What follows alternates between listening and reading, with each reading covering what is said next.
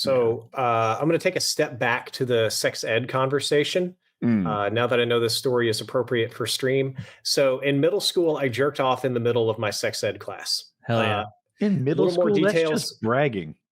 Dude, yeah, well, I didn't brag, but I did bust a nut in the corner and just leave it there. Were you checking statute of limitations? Is that what you did? I was in that private academy school. I hadn't been there too long. I was somewhere between probably like 13, 14, like when masturbation is like relatively new, and that's why they're getting the sex ed talk. I got in-school suspension on the day of the sex ed talk for fighting or something stupid, whatever middle schoolers do. And they do the sex ed in the study hall, and the study hall has a supply closet that they converted into basically a little punishment room where they put you in this dingy ass little room and you have to do like 500 pages of paperwork all day. We had that. Yeah. So instead of doing sex ed class, I had to do that. So the boys were up first, and they did sex ed class, and I sat in there doing my paperwork, just listening, knowing I was missing all the fun stuff. And then there was a Q&A section, and all the guys had tons and tons and tons of like dirty questions. And we did that. And like an hour later, I'm still in there. Now it's time for the girls' class. And it's the exact same thing. They get a slightly different presentation, and then they open it up for discussion and Q&A. And all the girls start asking surprisingly dirty questions, ones that had little 13-year-old me very interested in. Add attention, if you understand what I mean. Of course. And it just kept going and going. And I thought, I'm just not going to waste this opportunity to listen to these girls in my grade talk about some dirty stuff. So I stood up and just started beating my dick and listening, and just busted a fat load, just sprayed it right over there in the corner of the room on some papers and said, fuck it, that's somebody else's problem. Cleaned up, sat down. No, yeah, the door's closed. Like it's a thin door, but nobody can see me. Most of them don't even know I'm in there. And I'm like, well, just had a quick wank, busted my nut during sex ed. Guess it's time to go back to the paperwork. So you were overhearing all the Q&A sex ed thing because you were in the adjacent room. Oh, wow. Yeah. Dude, I can't judge. That probably it was the same room. It was a huge room with a supply closet that was a punishment room. They didn't know anybody was in there. Dude, maybe not my proudest moment, but that did happen. No, that's just part of. If I would have been in that same closet and I was 13, difference between you and me, at 13, I was a grizzled vet in the beat off game. And so, puberty had struck me like a train years prior. And so I may have fired one out, you enjoy a little, and then you'd fantasize about that later. You'd think you'd like hear the voice of one of the hot girls that you had a crush on. And you'd be like, oh my God, Allison is talking about fucking her own pussy right now. I'm so horned up. I'm so turned. That's basically exactly. That's exactly. Yeah. And then you hear some ugly bitch ask about periods. You'd be like, ooh, no, next one. No. Go to the next one. I just got really good gonorrhea every time I went to high school with her. So she was in that class asking questions, and I told her this story. Instead of being upset or ashamed, she said she was proud of me. So dope. Based. At 13, I was like 2 years away from freaking being able to replicate that story. You could have been 15 in there listening to the gals. Yeah, dude, I remember it started hitting me like the urges and everything in fourth grade, which is when you're like, what are you, like 10 maybe? It was late into fourth grade or so. And I remember I had this teacher who was not at all a looker, like some middle-aged lady, a little bit overweight, but she had the biggest tits I'd ever seen at that age. And so in my head, I'm like, oh, she's so fucking hot.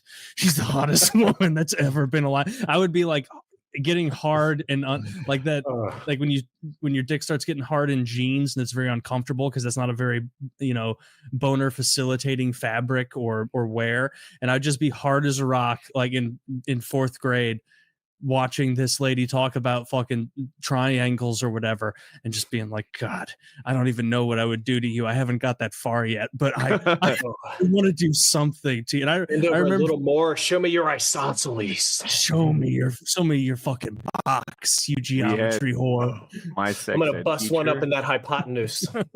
My sex ed teacher was pregnant, so the whole time she's talking about sex, my teenage mind is like, I know you're getting it. I know you're taking it raw. Like you know, I know you're a sex haver. You can't fool me.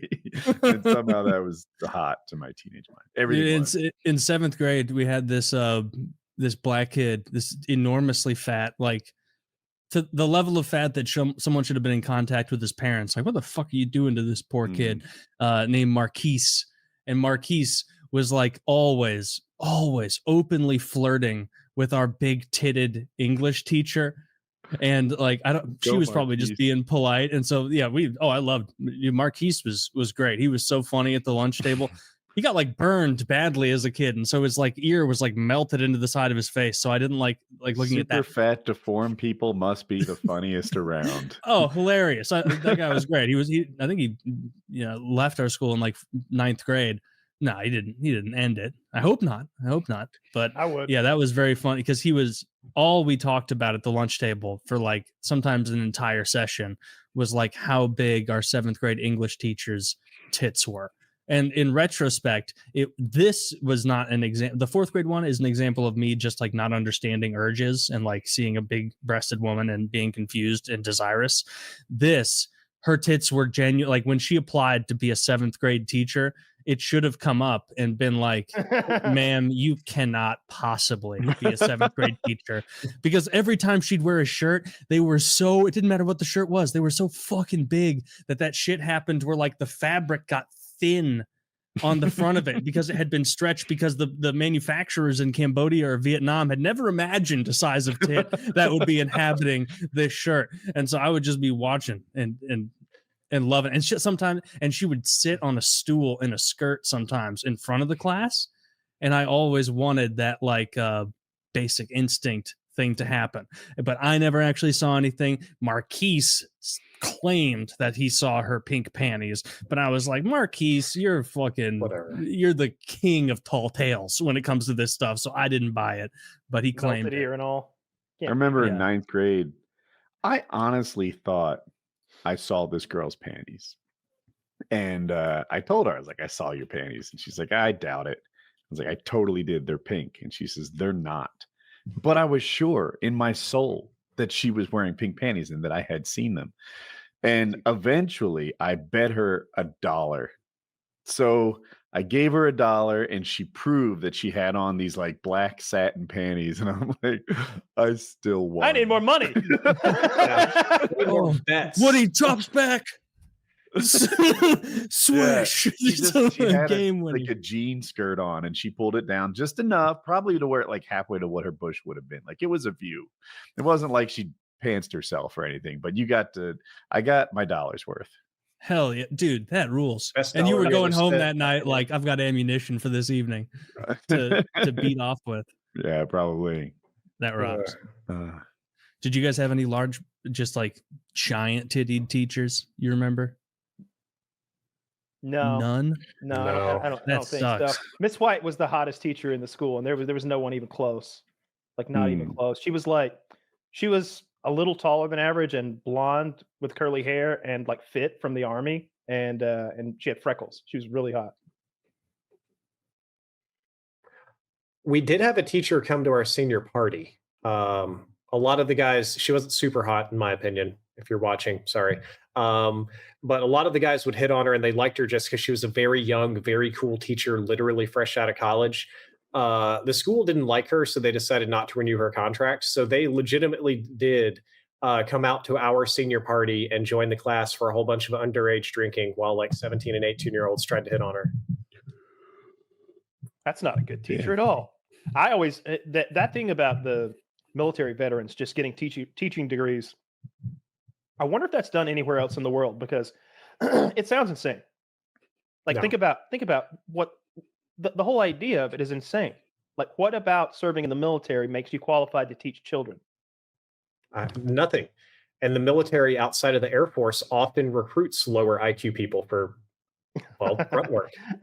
I mean, I'm not saying the average grunt's a moron, but I don't want him teaching my kid just because he was in the Army. You know, that right. Being in the Army doesn't mean that you learned how to teach fractions.